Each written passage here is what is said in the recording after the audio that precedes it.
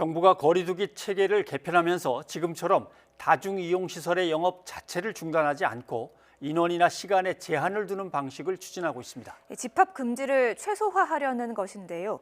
자율과 책임을 강조하고 있지만 지금은 완화 조치 논의가 적절하지 않다는 지적도 있습니다. 보도에 박홍구 기자입니다.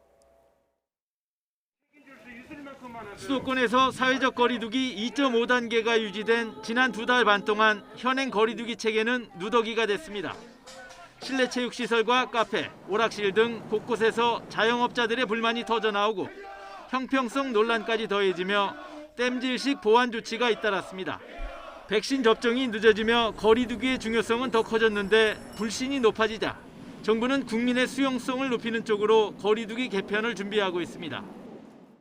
계속되는 거리두기 조치에 대해서 지쳐 계시고 또 여러 가지로 불편해함을 알고 있음에도 더욱더 거리두기를 강조하고 있고 한편으로는 거리두기의 개편에 대해서 고민하고 있습니다.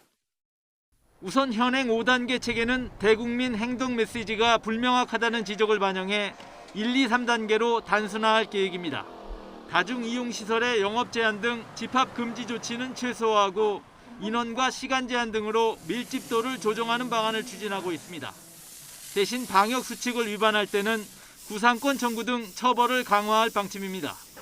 5인 이상 사적 모임 금지 등 개인 활동은 규제 수위가 더 높아질 것으로 보입니다.